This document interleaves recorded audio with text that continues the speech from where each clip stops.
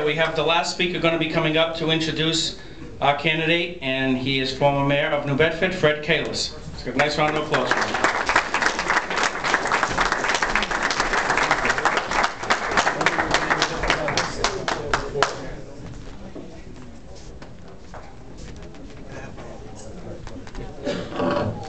Walter says I have a half hour. I will complain about one point. That was an extremely weak applause for me coming up to the podium. When you've served, there's a key to this though. It's not the fact that for 8 years I served as the mayor of the city of New Bedford. It was that for 7 years I was the guy smart enough to realize the talent and introduce to government and bring into work for me someone like Walter MONIZ. Yeah, baby! You've heard the comments tonight about commitment. You've heard the issues about personal interest. It is often forgotten, and it was forgotten in the last race, that the people were served. Neighborhoods, crime watch groups, that's right, environmental action initiatives, city councilors, state representatives. Whenever anyone wanted anyone, did they call the mayor? No. They went right to Walter. They went right to Walter because they knew it would get done. And similarly, Walter and I would speak twice a day, in the morning and in the morning. Starting the office day, ending the office day. Walter was there 24 hours a day. People forget that. Now they say, gee, he doesn't have a law degree. No, that's right, he doesn't. And he doesn't necessarily have the credentials to be able to review the judiciary in the Commonwealth of Massachusetts. Well, maybe he's a different breed. Maybe he represents the people who are expecting the best from our judges and from our legal authorities and from our people in law on a daily basis to make the best decisions to make them feel safe. Now, if you lived in South Central during the time that I was mayor, and you wanted to see a city hall annex on the street in your neighborhood, you called Walter. And while Walter was there, he would talk to the DA staff, he would talk to the police officers, he would ask people to get involved using the calling card that I worked for the mayor, but it was still Walter that was doing it. That's something that you've heard bits and pieces from labor, from state representatives, from city councilors, from select people all across the community that haven't had the benefit of knowing him for 14 years. 9 months, he proved something. He proved something once before. It's frustrating what's going on in the Governor's Council, I'll agree with you. And I've asked Walter on many occasions, why? Why do you want that? The answer is simple. The people. Ladies and gentlemen, the man of the people, Walter MONIZ.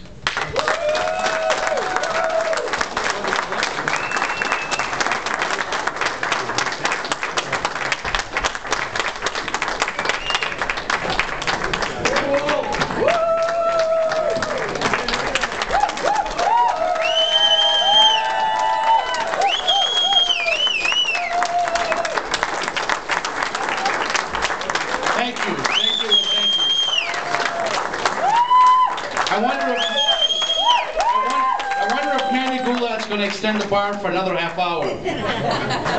You can blame the MONIZ campaign for this. Having my former boss, Fred Kalis, was certainly a surprise to be here tonight to introduce me. It's quite an honor, and I'll tell you why. Because during this campaign, during the last campaign, We were the only candidates that talked about treatment. We were the only candidates that talked about the revolving door, gun cases not being enforced here in Massachusetts. We were the only candidates that were talking about reaching out to the district attorneys in the 6 counties. We were the only candidates that were talking about listening to our neighborhood leaders in the 6 counties. You know why? Because I learned from the man who was just here before me. He gave me the first-hand experience, without credentials, the importance of listening to the people. When we had the Neighborhood City Hall program, we had a trailer in every community across the city. We just didn't sit there, but we had every city department, including the city council, provide a presence in each community. And we walked the neighborhoods. After 4 o'clock, City Hall closed, we walked with the community police. We set up meetings with absentee landlords because we wanted to make a difference in the neighborhoods. And that is why I chose to run for the office of the Governor's Council. What makes me different than my opponents is that I've never worked in the court system.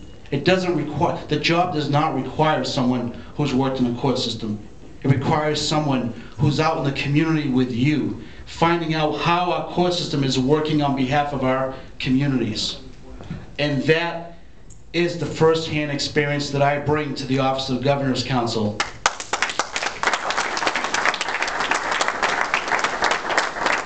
Just recently, my opponents are talking about being an advocate on behalf of the 48 communities. Well, I think I've been talking about that for the past 2 years when they were saying, well, that's not the role of a Governor's Council. Well, one of the other things that I learned working for Fred Kalis was that we got to look outside the box and we got to figure out how we can make government work better.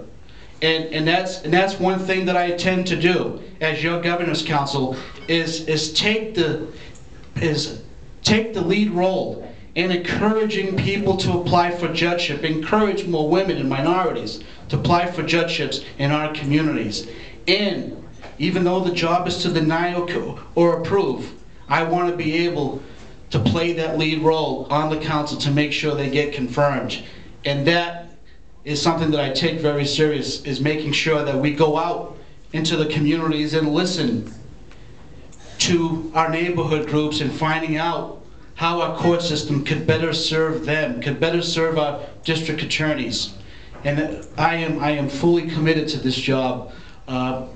In addition, we have been endorsed by 85% of the elected officials in the 48 communities, not because of my great looks, it's because of meeting with them one-on-one and talking about my experience working for Fred Kalis and what I can add to the role of the Governor's Council.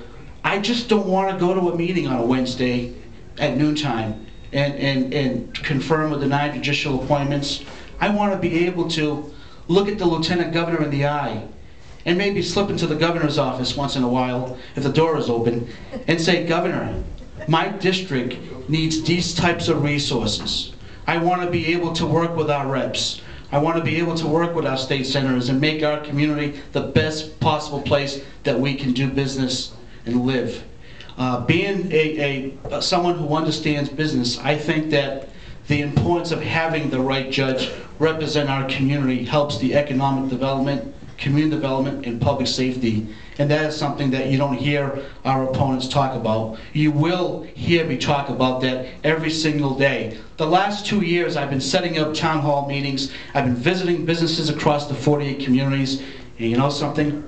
With the help of this guy on my left, State Representative Aguirre, we've been going to Boston, attending the Governor's Council meetings, and he's been pushing me and pushing me and pushing me, and I thank him for that, because he's played a big role in my campaign the last 2 years, and I can never forget him, and that is why he's here today introducing all our speakers, because he's really made a difference in my life in the last 2 years. So I want to hear it from Kevin Aguirre.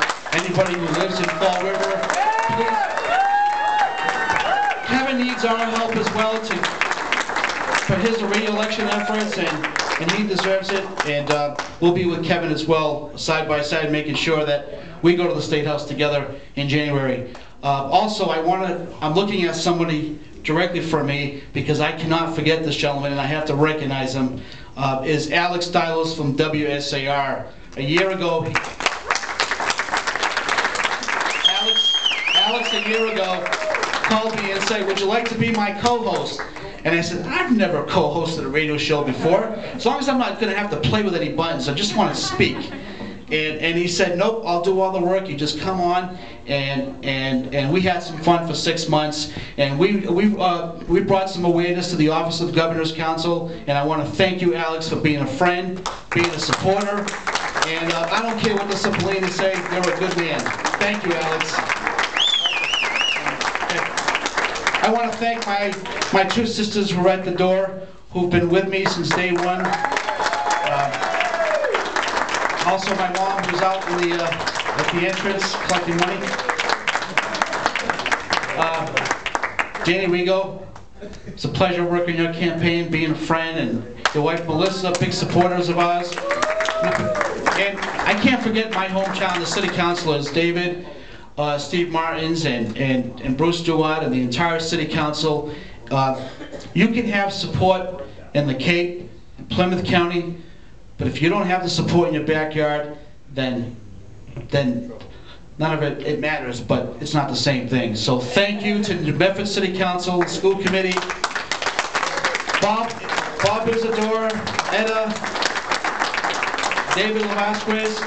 These folks are coordinating my campaign in Cape Cod. We've made a difference. We have made a difference. And thank you, thank you, and thank you. We're going to take the Cape this year. I know we are.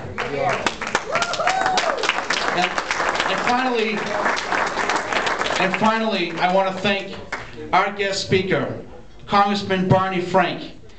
And Barney, the day after the election, reached out to me and said, "Life isn't fair. You worked hard. You ran right beside me at every community when Barney was running for re-election." He said, "Get back into the campaign trail. I'm going to support you." And I said, "Really?" I said to myself,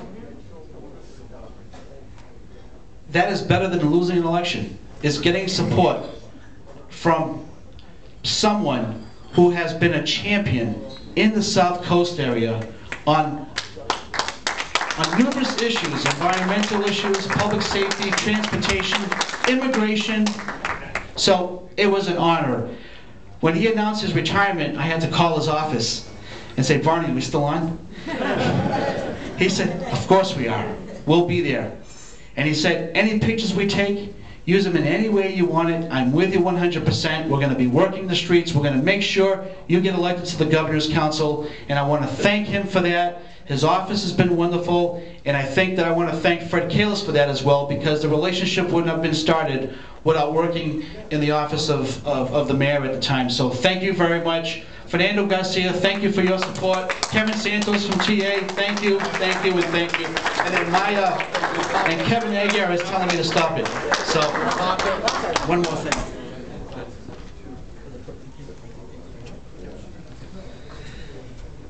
I can't believe how long we've been up here with all these speeches, but that just tells you how many people are really committed behind Walter MONIZ. So once again, let's get a nice round of applause for our next Governor's Councilor, Walter MONIZ.